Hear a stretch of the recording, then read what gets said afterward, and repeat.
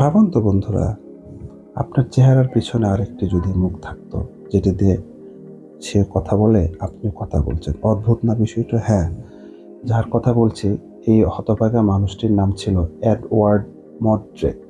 19 শতকের ইংরেজ অভিজাত মানুষ এডওয়ার্ড মড্রেক 19 শতকে জন্ম নেয় একজন হতভাগা মানুষ, যে দুটো মাথা নিয়ে জন্মেছিল।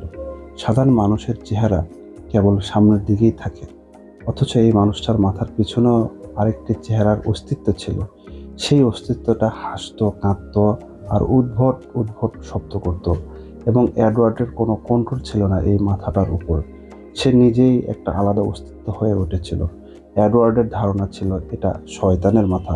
রাতের বেলা যখন এডওয়ার্ড ঘুমোতে যেত, তখন এই বাড়তি জিনিসটা নাকি ফিসফিস করে কিছু একটা বলতো।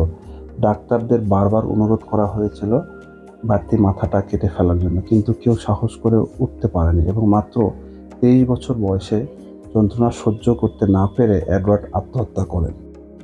মূলত 19 শতকের শেষের দিকে একাধিক সাহিত্যিক রচনার মাধ্যমে এডওয়ার্ড মড্রেকের কাহিনী প্রচারিত হয়েছিল, তবে তার অস্তিত্বের কোনো ঐতিহাসিক বা বৈজ্ঞানিক প্রমাণ নেই। ধারণা করা হয় এটি একটি কাল্পনিক গল্প, যা সময়ের সাথে সাথে অনেক জনপ্রিয় হয়ে উঠেছিল।